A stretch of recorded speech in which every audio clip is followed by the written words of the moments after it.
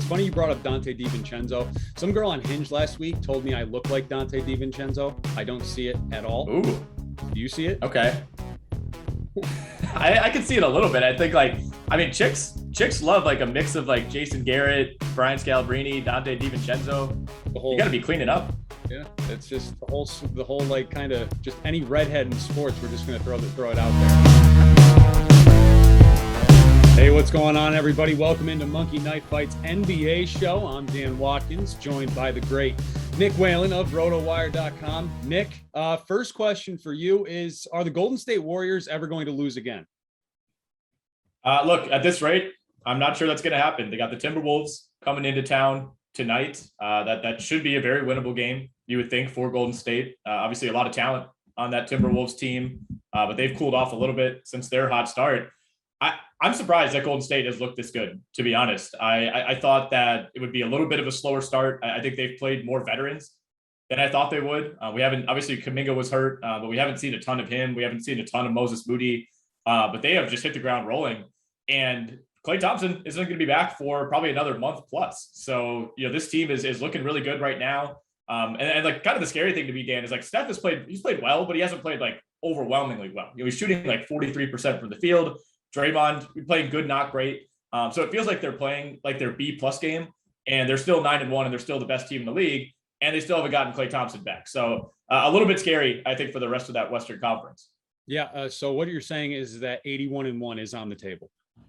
It's on the table until they lose another game, right? I mean, technically they could go 81-1, and that would be quite a way to break their own record.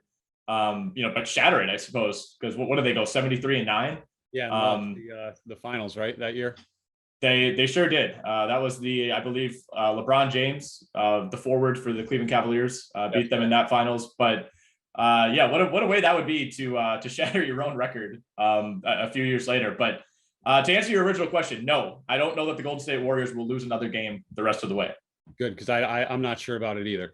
But anyways, there are a few big picture NBA topics I do want to get to this week. We will talk about just the Twitter feud and the altercation between the Morrises and the Jokic's going on right now in the NBA world. We got some Ben Simmons trade rumors I want to talk about, but let's start with a little on this day. It's Wednesday, November 10th, 2021, and I'm just pulling up Basketball Reference here, and let's just go through Nick, and we'll pull up some names here. Let's start off with in 2012.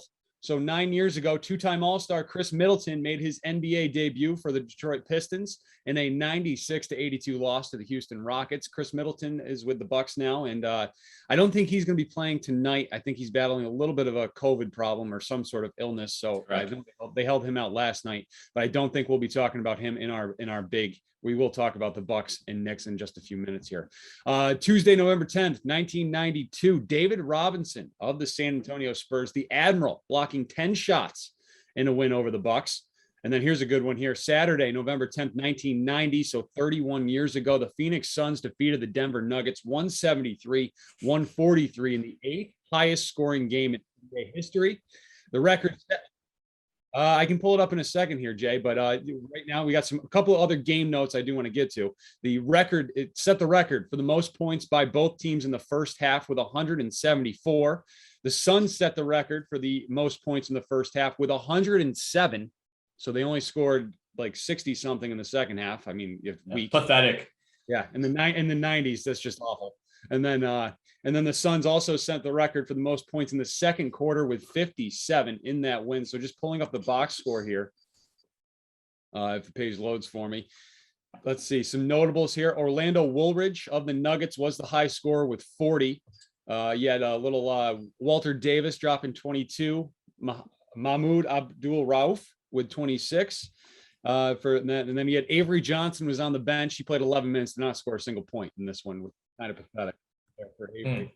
And then on the Suns side, you got over 5 guys with 20 or more points, including Cedric Ceballos with 32 leading the way there, Kevin Johnson with 23, Dan Majerle with 21, Tom Chambers with 20, and even Kurt Rambis chipping in 6 points there. Jeff Hornacek on that team as well. So just some absolutely fun, high-scoring stuff. And then the last thing I want to mention here, got a couple fun Wilt Chamberlain stats, which, sure. I mean, Wilt Chamberlain, his stats, Nick. I mean, it's like it's what you want to do with like your my player in 2K, but even it's even impossible in a video game to come up with Wilt Chamberlain stats. So November 10th, 1962, Wilt dropped 57 in a 113-108 win over the Chicago Zephyrs.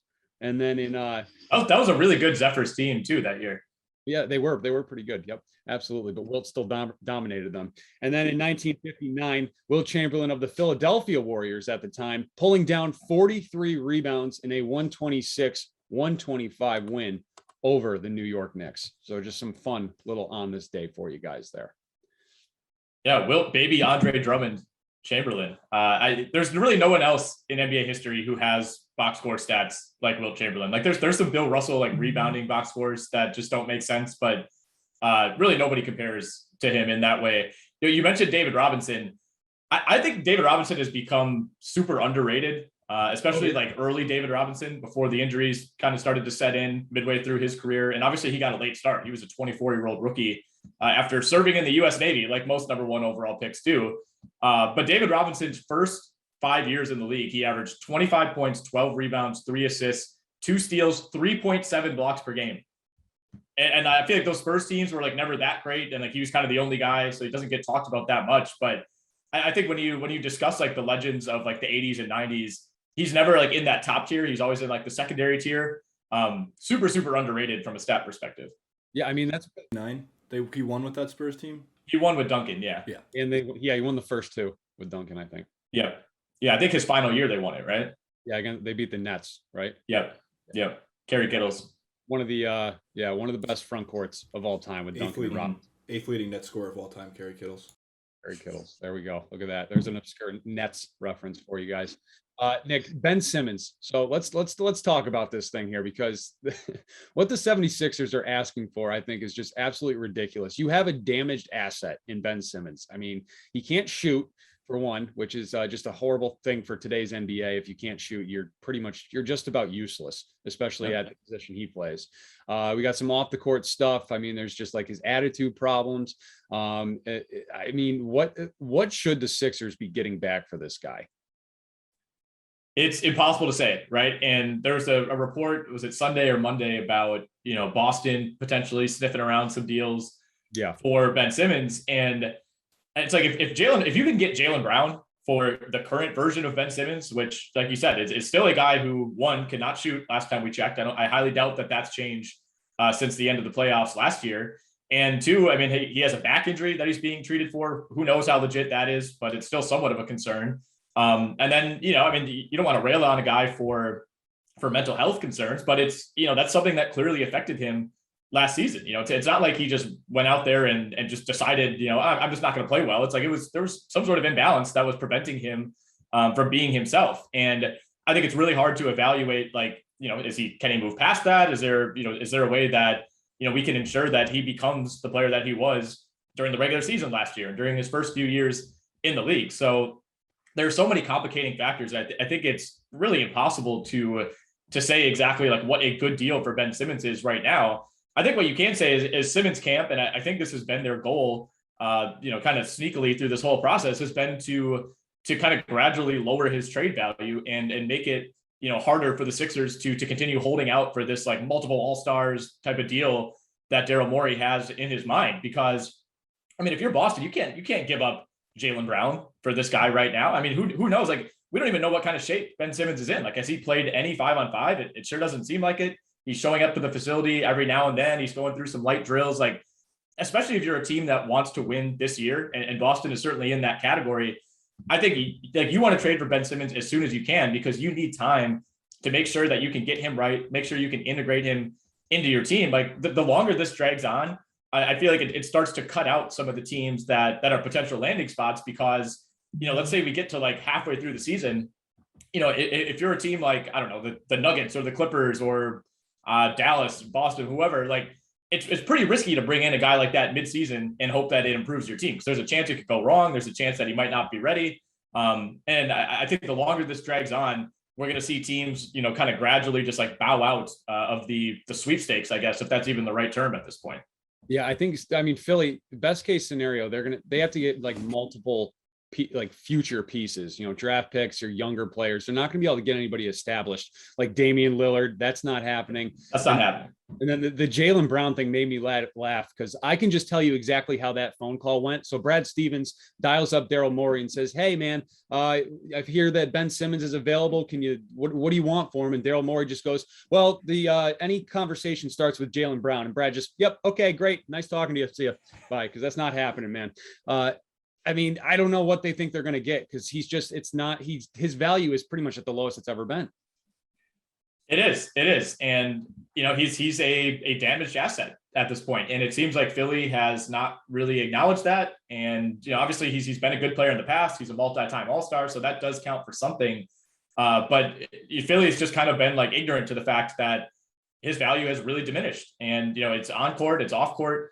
There are a number of factors here. And if you're thinking you're getting a Jaylen Brown caliber player, you're delusional. I think the best thing right now for the Sixers, like it feels like Simmons' value is pretty much bottomed out at this point, right? Barring some sort of like injury news that we find out, he has like a severe back issue or something like that.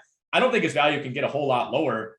I think the best case for Philly right now is he comes back and plays for the Sixers, which is still kind of inconceivable that could actually happen. But I think that's what they need. They need him to go out there and like physically rehab his value on the court. And if he looks good, then maybe some of those like lower level star deals become more realistic. But yeah, like you said, I mean, if you're Boston or if you're Portland, like you can't give up a franchise, cornerstone player for a guy who you just don't even know what you're getting this year or beyond. Yeah, I mean, if they want to take Marcus Smart, please take him. We'll take Ben Simmons back. No problem right there. So let's talk about a couple other teams in the East who are going at it tonight. Bucks at the Knicks, 7:30 tip at Madison Square Garden. Let's talk about the guy, Julius Randle. 22.5 points is his more or less on Monkey Knife Fight. That happens to be also what he's averaging this season through 11 games. He's dropped over 30 in 2 of his last 3, Nick, including Monday night versus Philly. He had 31, and then he had 32 last week in Milwaukee against the Bucks. He scored 23 or more in just 4 of 11 games this season, though. And we saw him score 16 points in the first half last week against Milwaukee. Can he get off to that fast start again tonight? I think he certainly can. Like you said, this number comes in, right at his season average, like right on the dot. Through 11 games. I think I've been really impressed with how much he's looked like the player from last year. And, the efficiency number a little bit, which is to be expected. I mean, he was at like 41% from 3 last year after being nowhere near that number throughout the rest of his career. But, like in fantasy leagues, for example, I was kind of backing off of Randall and kind of, saying like, I just want to see him do it again. Like, they're so deep. I thought maybe there would be kind of more spreading of the wealth on offense, but I mean, it's still been the Julius Randle show night in and night out. So I think I would go over on this number tonight. I think this is a good matchup for the Knicks. Milwaukee obviously got a win last night, but didn't look great for about 98% of that game against a really shorthanded Sixers team. I think Milwaukee still has some things to figure out. Obviously, they haven't had anywhere near their full rotation, but they've struggled to score. They've been under 100 points, I think, in like 4 of their last 6 games.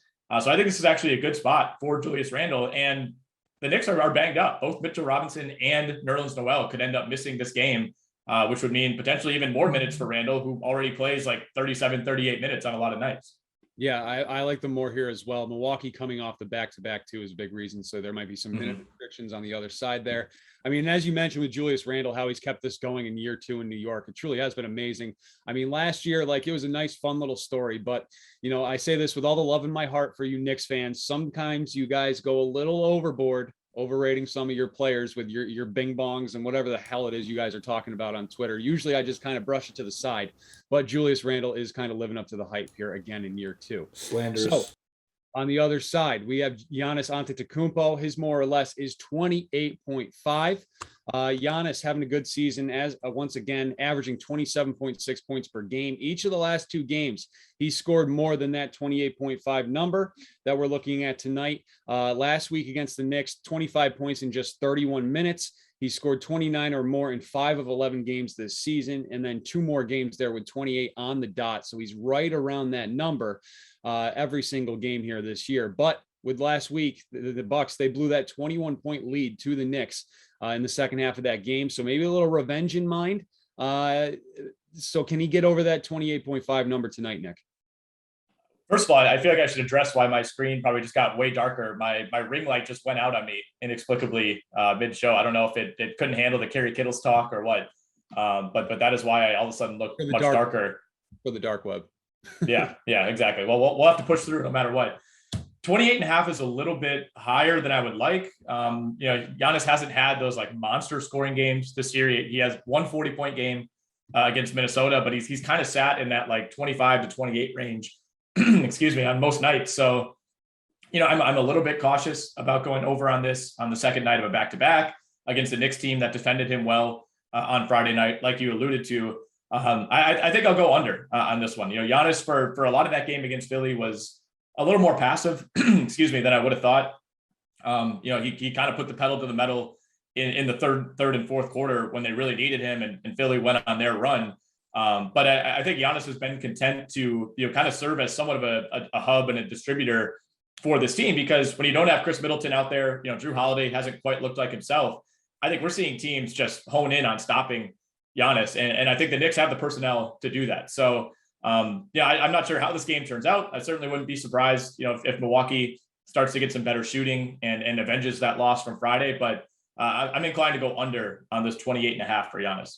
Yeah, I'm going to go less as well. I mean, this is, second game, back-to-back nights, and it's their third game in 4 nights here. So I'm expecting Giannis's workload to be a little lighter here tonight at MSG. We do have one other guy in this game I do want to bring up here, Grayson Allen. So yes, we have a Grayson Allen prop. I think it's in honor of Coach K's final season at Duke. He's retiring at the end of the year. Duke starting off their season last night at MSG as well against Kentucky. But first, Nick, before we get to his prop here, who's the most annoying Duke player of all time? And the most annoying Duke player of all time.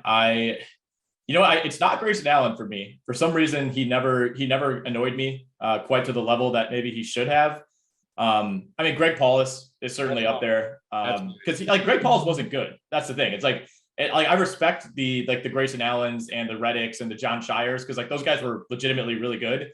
I never felt like Paulus was all that good. He was like a 2-star recruit, masquerading as this 5-star guy. Obviously went and played football at Syracuse. That was really bizarre.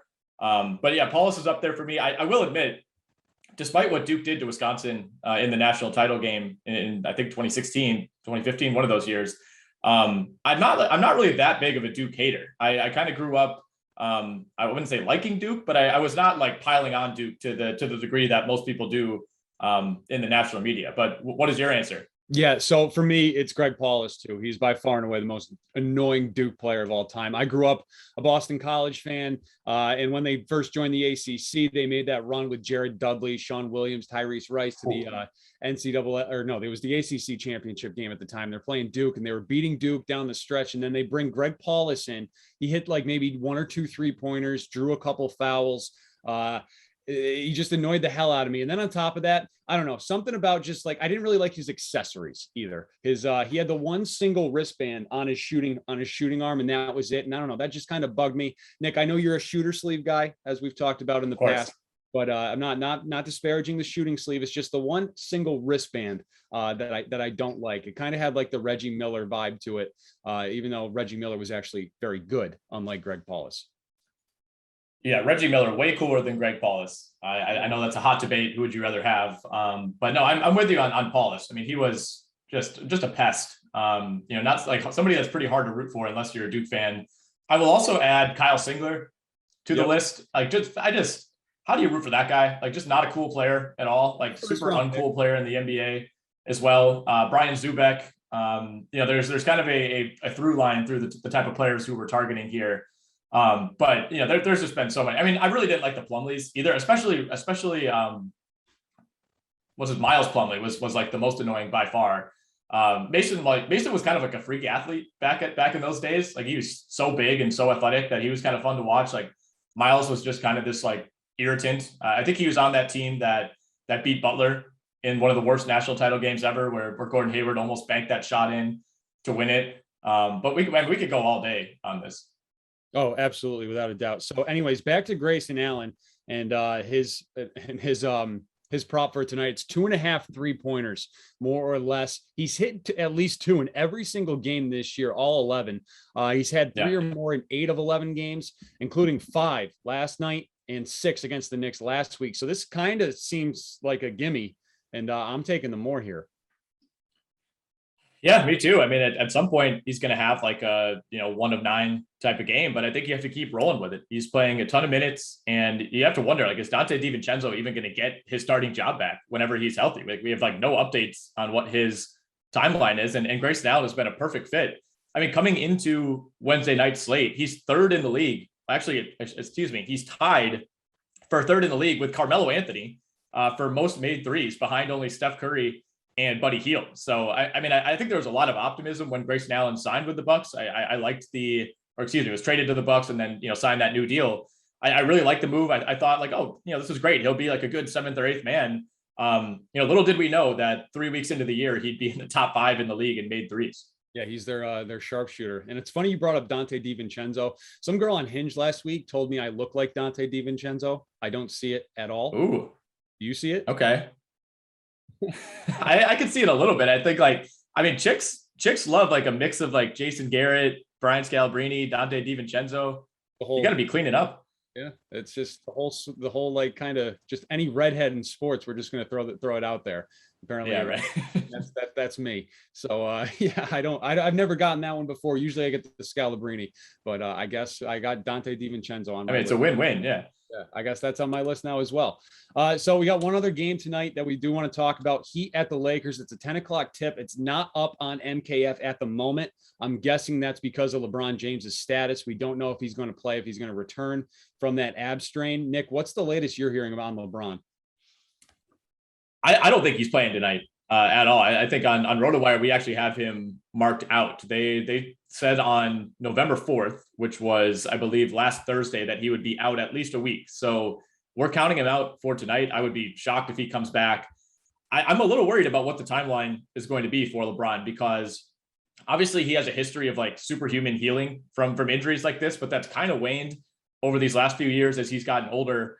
We're starting to see injuries like this one that just like never seemed to happen to him for his first 15 years in the NBA. I don't know if you saw over the weekend, the Lakers' former head trainer, and I don't have his name in front of me, unfortunately, said that he's like, this is an injury that could keep him out for 4 to 8 weeks. Like, this is not a 1 to 2 week injury for most people. And of course, LeBron is not most people, but I'm a little concerned that the Lakers are playing coy here. And, we could be 3 weeks from now and LeBron is still like game to game. I'm not expecting him to play, certainly not tonight. And I don't think for the rest of this week. Yeah, it was a weird like diagnosis right off the beginning. It was like, well, if it was the playoffs, he'd be playing, but it could be a month, it could be a week. I mean, who knows? Right.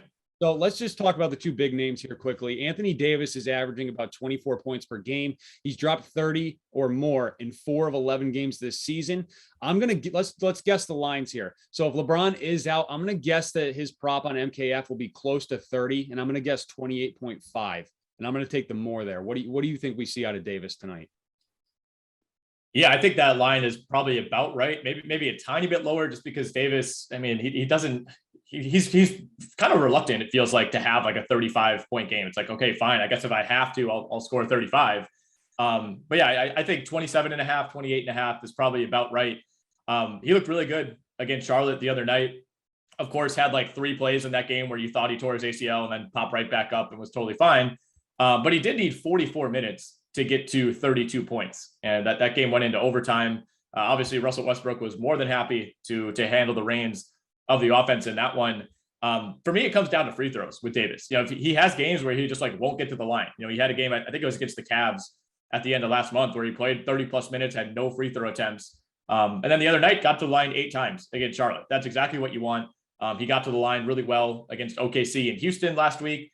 So if he's aggressive enough against a Miami team that may not have Bam Adebayo tonight, we'll see. I think he probably plays, but he's been a little bit banged up. It's a tough matchup for the Lakers. And, honestly, like I have a lot of trouble putting faith in this team when LeBron is not there, because it feels like if they get down like 10 points early, they just kind of fold without LeBron. We've seen that not only with this Lakers team, but with the Heat and with the Cavs in the past. So I think I would go under on Davis. I don't know that this Lakers team is going to be game to face what's been, arguably the top team, if not one of the top 2 or 3 teams in the NBA so far. Yep. So we got Jimmy Butler on the other side, averaging 25.3 points per game. He's scored 26 or more in 5 of 10 games this season. I'm going to guess his prop's going to be right around his average. So I'm going to say 25.5, and I'm going to take the more there on that one as well. What do you expect out of Butler tonight? And does your opinion sway one way or another if LeBron somehow does play in this game? Not necessarily, no. And I really don't think LeBron plays. And if he does, he'd probably be a little bit limited. That just seems unnecessarily risky, I guess, for the Lakers to throw him out there for this game. But I mean, if the line's 25.5, I think I'd go over. I mean, Butler has been fantastic so far. And he kind of like Julius Randle. He's a guy that I was expecting a little bit more regression from after last year, where it felt like, he had statistically, the best fantasy season of his career. I thought some of those numbers would come down, but I mean, once again, he's over 2 steals a game. He's at right at 5.5 assists. The rebounding's been there, and his scoring is up 4 points per game compared to last year. So he's been fantastic night in and night out. Really hasn't even had a bad game yet through 11 or 12 games. So I think he keeps it rolling. I don't really see a great reason to go against Jimmy Butler at this point. Yep. And while we're talking about about the Miami Heat, I think we got to bring up their last game Monday night and the Twitter feud we now have going on between the Morrises and the Jokic family. So garbage time the other night. Jokic he takes the ball, carries it past half court, and he sees Morris coming in, so he just kind of throws up a shot from half court. Morris bumps him, and then in return he just kind of gives him an elbow, a little shimmer there to his back, and sends him flying, because he was just so badly hurt there. Jokic just ends up getting ejected. And now we have this Twitter feud going on, as Marcus Morris is tweeting out, I saw how you hit him when his back was turned. So keep your eye out. I'm going to remember that. And then all of a sudden now the Jokic brothers, his 2 brothers, wherever they are, Serbia or wherever, start tweeting that, don't do that. So now we have this kind of feud. What's your take on this whole situation? The context to it, the Jokic brothers created a Twitter for this. Just want to make sure that's it. That's where I was going to start with this. And that is by far the best part of this entire situation is so this tweet pops up, late Monday night after this incident, responding to Marcus Morris, who had tweeted about the situation. So not only did it at Marcus Morris, at Mook Morris too, with the same response, it also tweeted the response from the account. So doubled down just to make sure Marcus Morris saw it. And at first I was like, oh, this is funny. This is like a very 2011 Twitter joke of somebody creating a parody account to respond to a situation.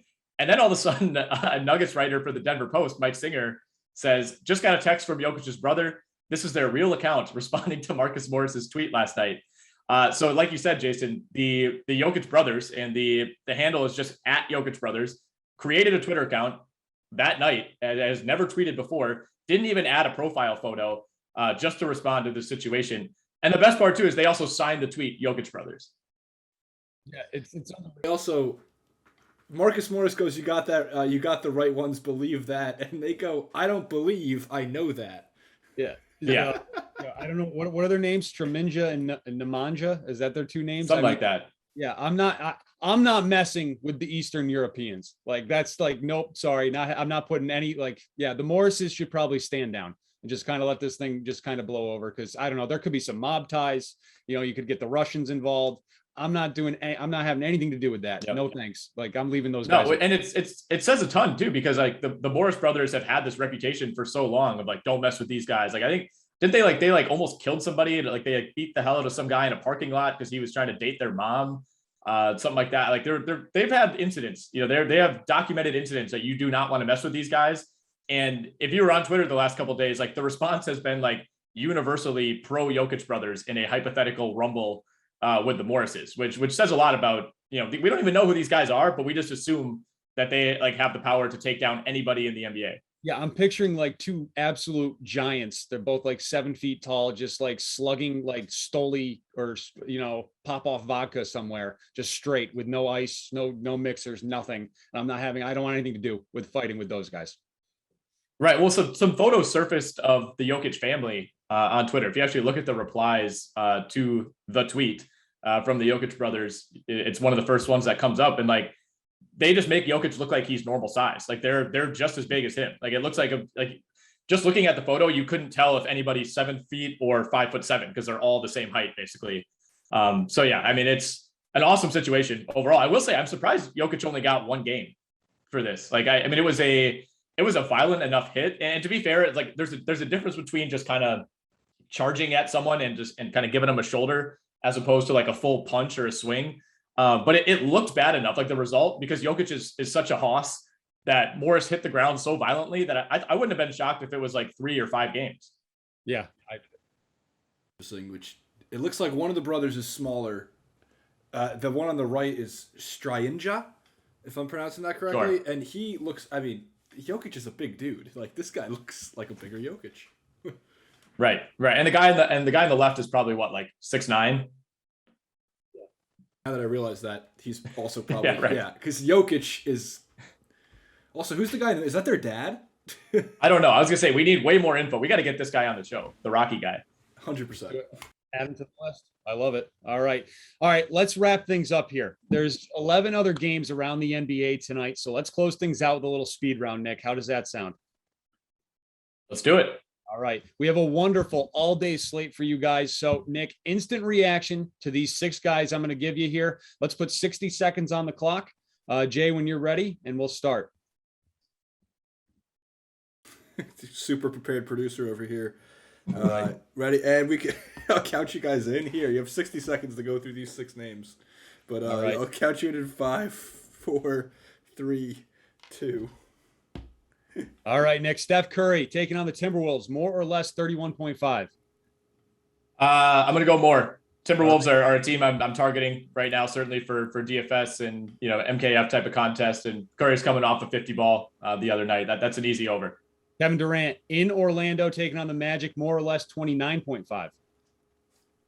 I'm going to say less. I think the Nets handle this game. I think despite a couple slip ups recently, they're starting to play better. Harden's looking better. I think this is one where Durant's not playing deep into the 4th, so I'll go under.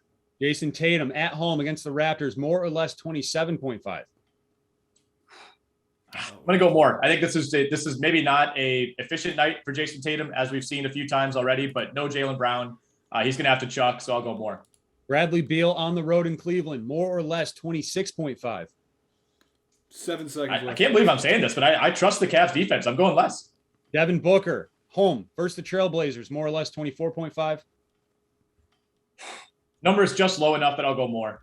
And Luka Doncic on the road in Chicago, taking on the Bulls, more or less 24.5.